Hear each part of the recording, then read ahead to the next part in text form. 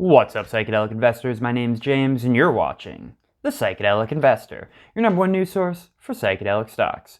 Boy, oh boy, do we have a great episode for you today, and that is because, at long last, Atai Life Sciences is IPOing. This is going to happen tomorrow on Friday the 18th, and it will be on the NASDAQ exchange. Once Atai does complete their IPO, they will automatically be in the running for the title of the most advanced psychedelic medicines company on the market.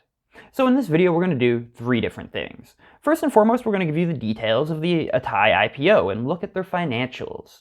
Once we're done that, we're going to shift and take a look at the Atai investment thesis before finishing out the episode explaining what I'm going to be doing with my own personal money once Atai IPOs tomorrow. Let me know down in the comment section if you guys are planning on investing in Atai at the IPO, or maybe you're waiting a little bit. And if you're not planning on investing in Atai, let me know down in the comments also. I want to know what you guys are thinking about this. And while you're there, why not like and subscribe to support the channel, and hit that notifications bell to make sure you don't miss any updates going forward. Enjoy the episode.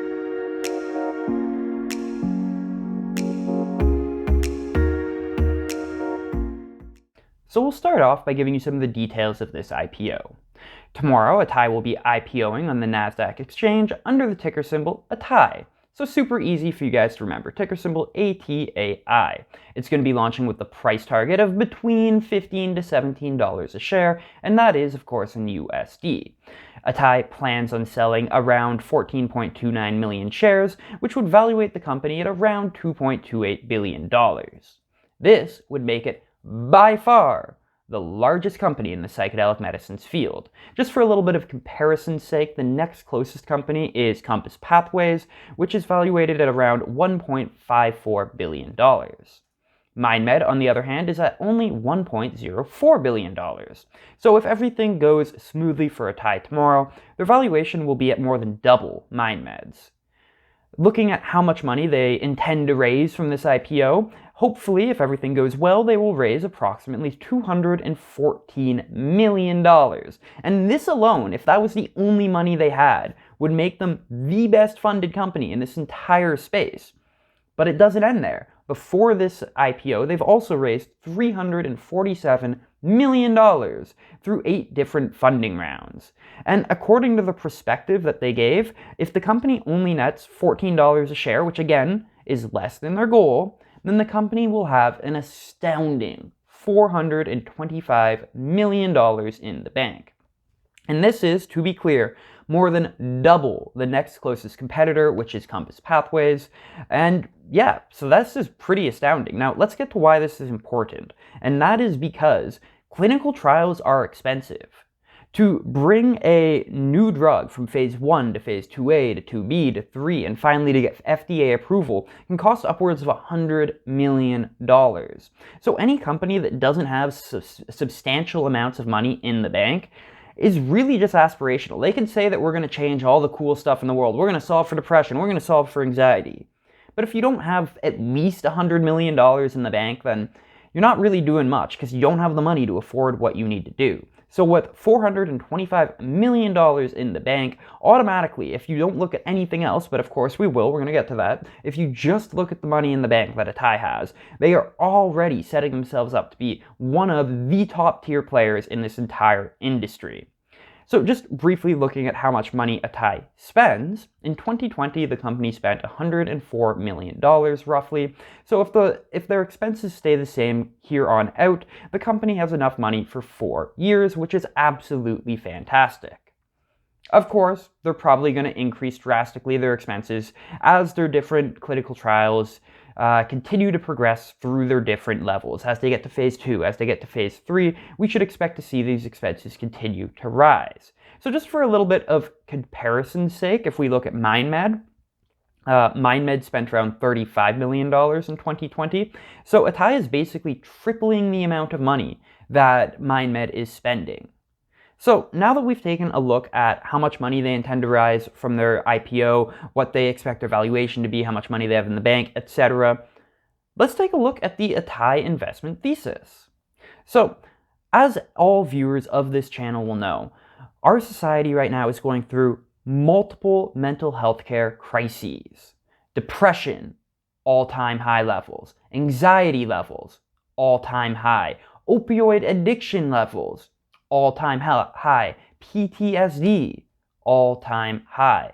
So while these problems are crippling our society, they also present a once-in-a-generation investing opportunity. And this is because that companies that can find solutions to the biggest problems that we as a society face offer the most opportunity to early investors. So for example, according to a group called Precedence Research, the annual mental health care treatment market is set to grow to an astounding $242 billion each year by 2027. And at the moment, current methods to treat maladies like depression, anxiety, and addiction, they just don't work that well. So any company that can create innovative and effective new methods will be able to eat a large chunk of this $242 billion market and make early investors a killing. The thesis for Atai, therefore, is that the company is that they will be the ones to develop these innovative and effective new medicines. Currently, Atai has programs to help alleviate all of these maladies in various stages of development. So we're going to go ahead and go through these now. So start off with depression. We're starting off with depression. And for this, they have 3 different avenues that they're testing. First off, through their subsidiary called Reconify, they have a compound called PCN-101, which is a form of R-ketamine. So Atai is planning on starting phase 2 trials for this R-ketamine-assisted psychotherapy in the near future, and we already have lots of evidence in the public domain that ketamine and its isomers are very effective in treating depression. And guys, just a quick note, an isomer is when the chemical structure of a compound is the mirror image of the original. So R-ketamine at a chemical level is the mirror image of ketamine. And currently there are many companies that are using either ketamine or one of its isomers like S-ketamine. So if ketamine and its derivatives do end up being the best route to treat depression, then Atai is going to have lots of competition. That, however, is okay. The market is large enough to accommodate dozens of players. No company will be able to scale up to the hundreds of millions of people that need help with depression within even a couple decades, realistically. So the pie is large enough for many players. Now, if Atai just had R-ketamine for depression, then that would be great. That'd be fantastic. Lots of other companies are working with ketamine and its derivatives, such as Field Trip, Numinous, etc. But what sets Atai apart from many other companies is the fact that they are concurrently working on different solutions to the same problem. So, for example, on top of their R-ketamine project, they also have something called VLS01, which is a derivative of my favorite molecule, DMT. They're doing this through their subsidiary Viridia Life, and they're currently in phase 1 trials, again, testing whether this derivative of DMT can help with depression. Now, they are in phase 1 trials, but they're in the planning stages already for their phase 2 trials, and for me, DMT is one of the most mysterious compounds that really exists on this planet, and it's also one of the most potentially transformative if anecdotal evidence can be believed. It's one of the compounds that I personally am most excited to see research done on, so I really love that Atai is working with this compound, although again, we are too early to be able to say with any sort of definitive statements that DMT will be effective in treating depression. We just need to wait and see until it gets through phase 2 and 3 trials. The third way that Atai is working on confronting this depression crisis that we find ourselves in is through a compound called Solventrna A, which they have named RLS01. Now, Solventrna A is actually a very little understood psychedelic compound. We do know that very small amounts of Solventrna A will cause very short, albeit intense, hallucinations. So this is actually good, the fact that they're short, because that means we can do it in a therapy session. The problem with a lot of drugs that take like 8 hours to have an 8-hour hallucination is it makes therapy impractical. Most people can't afford an 8-hour therapy session, essentially. Anyhow, I'm getting off track. Getting back to this Solventrna A. Online, there are many people that claim Solventrna A has helped them personally with their depression. Now, despite this, there really hasn't been any scientific research into this compound up until now, specifically how Solventrna A interacts with depression, there really hasn't been anybody doing research on this up until this point. However, what I did find when I was doing my own personal research for this video is that Solventrna interacts with the brain in a completely different manner than most other psychedelics do, and it has a completely different chemical structure than most psychedelics do. So just one kind of example of this, of how Solventrna interacts with your brain differently than most psychedelics do, is most psychedelics like LSD, psilocybin, MDMA, they attach to something in your brain called your 5-HT2A receptor, but Solventrna doesn't. It affects something called the kappa opioid receptor, which is a completely different part of the brain. So it's just very interesting that very little research has been done on this compound, and we have no idea if these anecdotal reports can be trusted or not. However, I absolutely love how Atai is putting in this scientific legwork right now. They're doing research on compounds that aren't really that well understood.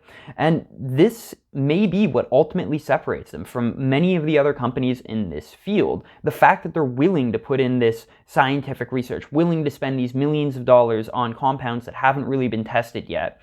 And again, this will separate them from most of the other companies in this field, perhaps with the exception of MindMed, of course.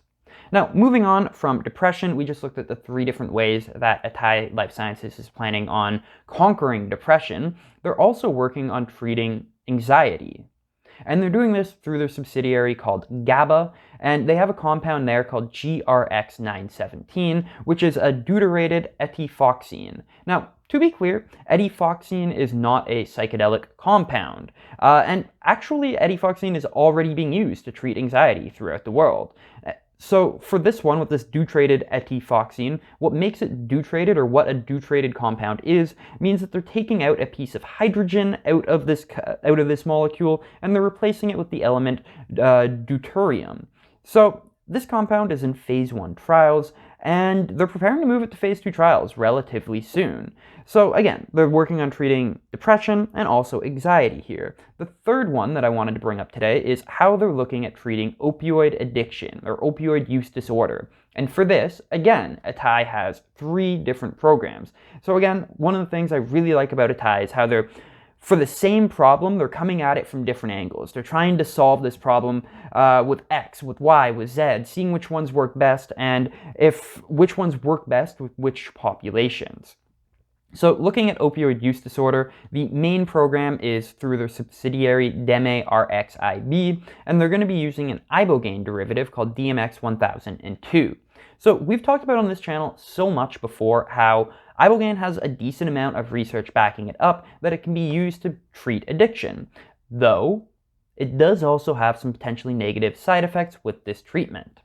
Primarily is the day-long or even multi-day-long hallucination, which, like I said earlier, can make paying for therapy difficult. If you have to pay a therapist for 2 days of hallucination, then that will probably be out of the reach of most people. And then there's also been negative cardiovascular side effects when it comes to ibogaine that have been recorded.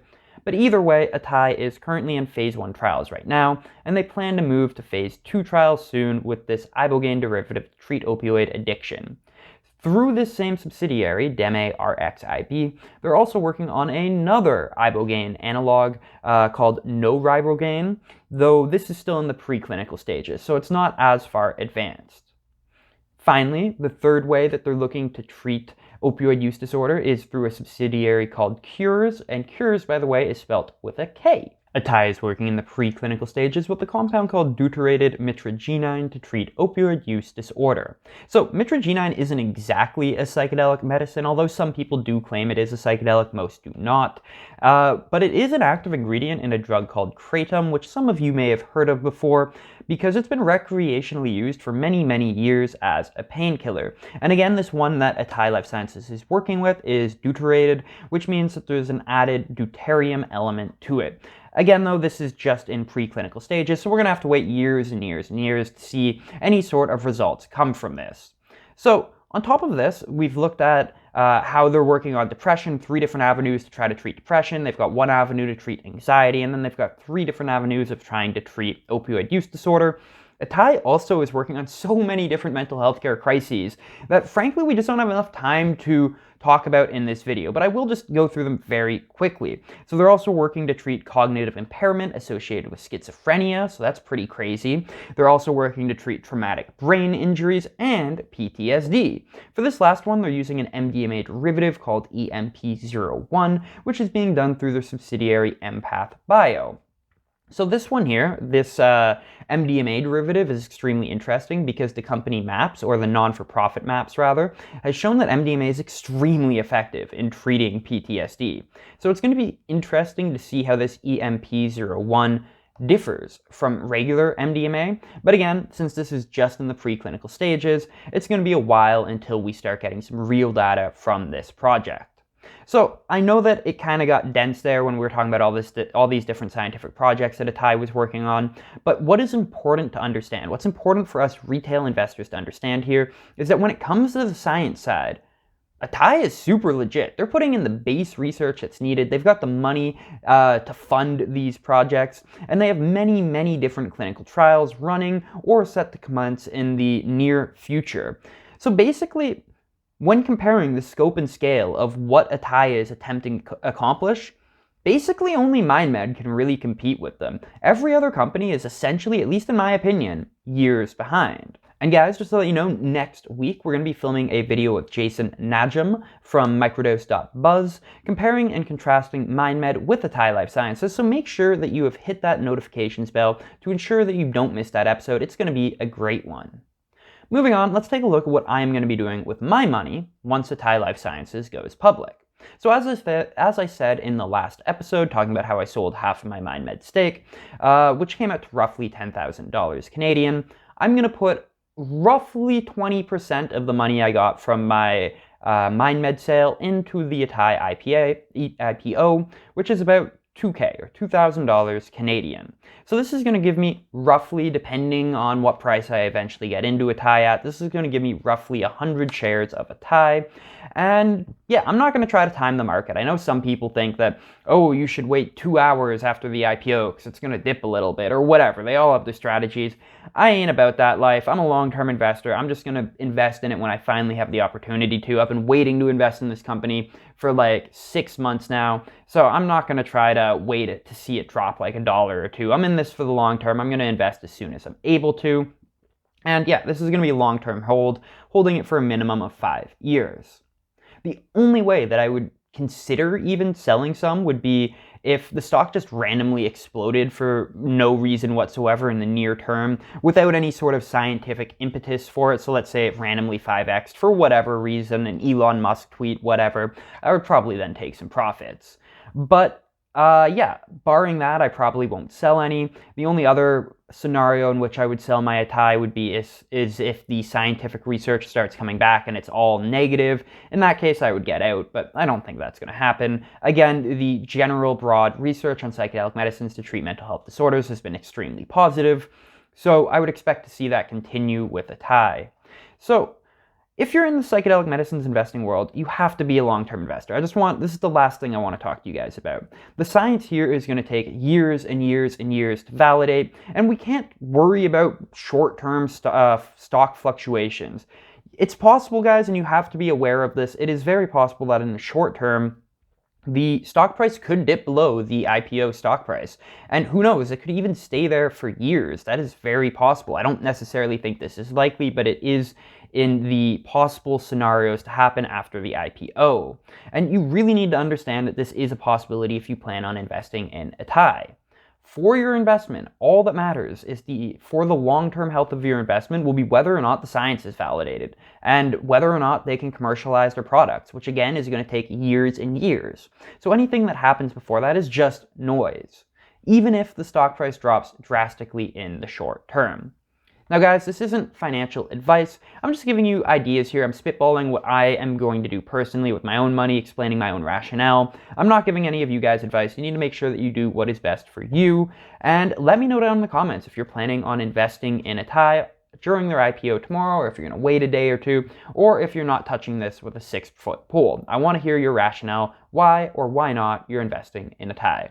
Thank you guys, I love you all. Don't forget to like and subscribe if you haven't already, and I'll see you again next time.